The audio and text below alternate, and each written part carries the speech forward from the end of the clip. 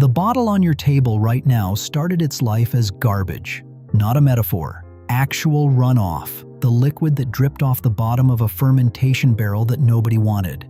That waste product is now the third best-selling condiment on Earth. Soy sauce, the dark, salty liquid you splash on sushi without thinking twice. Most people assume it is a Japanese invention, clean, precise, born in a temple somewhere with a bow and a bamboo ladle. But the real ancestor of soy sauce was a Chinese meat paste made 500 years before Japan even had a written language.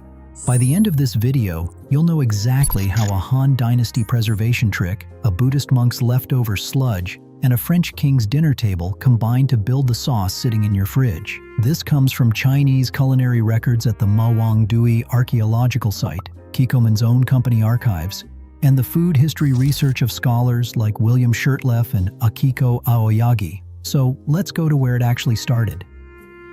Here's what almost nobody expects. Soy sauce didn't begin with soybeans. It began with meat.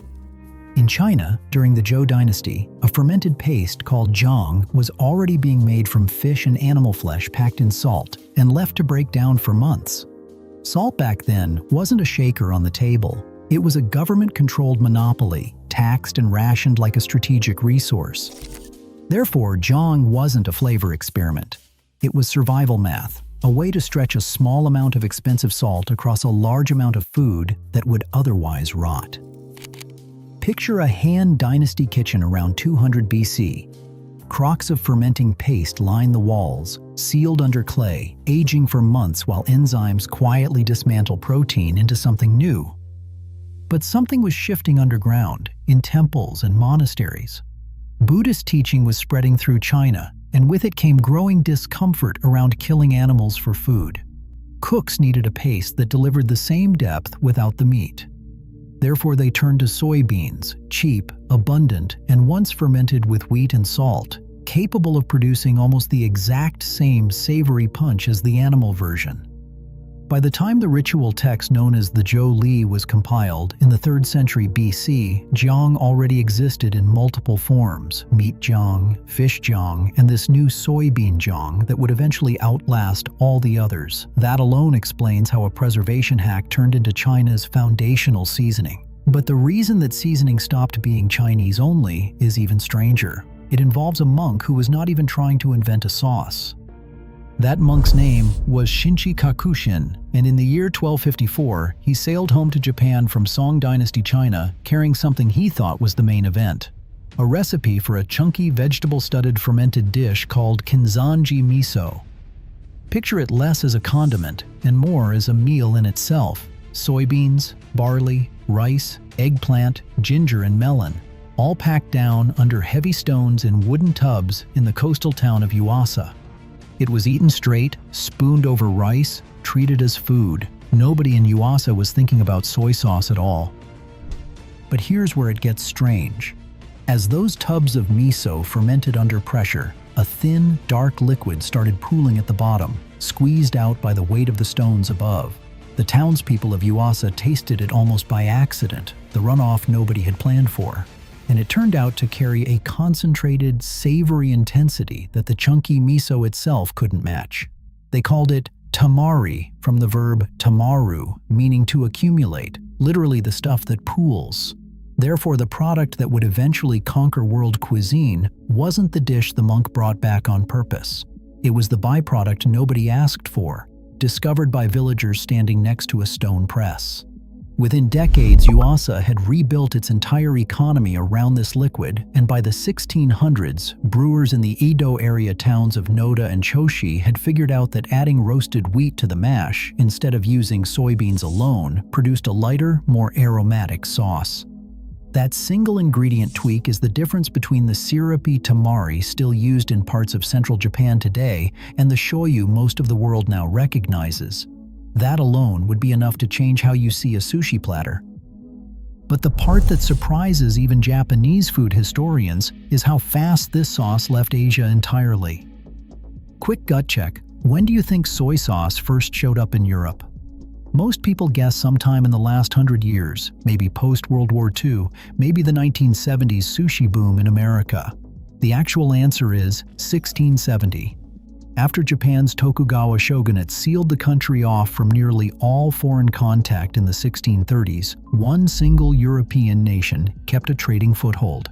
The Dutch, confined to a tiny artificial island called Deshima in Nagasaki Harbor. From that one narrow doorway, the Dutch East India Company began shipping kegs of shoyu to Europe as early as the 1640s, and by 1670, it was being imported into France specifically because King Louis XIV wanted it as a seasoning at Versailles. Therefore, while most of Europe still had no real concept of Japan as a place, Japanese soy sauce was already flavoring dishes at the most extravagant royal court on the continent. By 1679, the English philosopher John Locke was writing about soy sauce being served at a London eatery, and English merchants were soon blending it into their own spiced table sauces. One of those blends, first sold in 1838, is still on grocery shelves today under a name most people never connect to soy sauce at all: Worcestershire sauce. That single fermentation technique from a Chinese meat preservation trick had, within 6 centuries, reached a French palace table and quietly seeded one of Britain's most iconic condiments. That alone rewrites the timeline most people carry around. But the story of how soy sauce became an industry rather than a village craft happens back home in Japan, and it runs through a handful of merchant families you've probably never heard of. In Noda, a town outside Edo, families named Moji and Takanashi had been brewing soy sauce since as early as 1603. For 3 centuries, they operated as competitors, running separate breweries along the same river. But operating separately meant none of them could match the scale needed to supply a rapidly modernizing Japan. Therefore, in 1917, 8 of these family businesses merged into a single cooperative, the company that would take the name Kikkoman.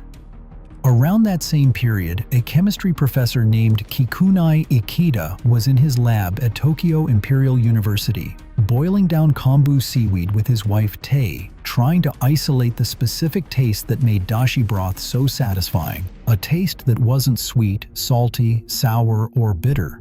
In 1908, he isolated it, crystallized glutamate, a compound he named Umami. Here's the part that connects everything. Soy sauce had been delivering that same glutamate-driven savoriness for over 1,000 years before anyone in a lab could explain why it worked. Fermentation had been doing the chemistry all along, mold enzymes slowly breaking soy protein down into free amino acids, glutamic acid chief among them, and it took modern science 2 millennia to catch up to what Han Dynasty jang makers had stumbled onto through trial, salt, and patience. That's not a coincidence. That's the entire history of food science, showing up in a single bottle. So where does that leave the sauce on your table tonight? It leaves it exactly where it's always been, disputed, shared, and impossible to claim for just one country. China gave the world the fermentation technique and the earliest written record in the Zhou Li, 7 centuries before Japan even had the tools to replicate it.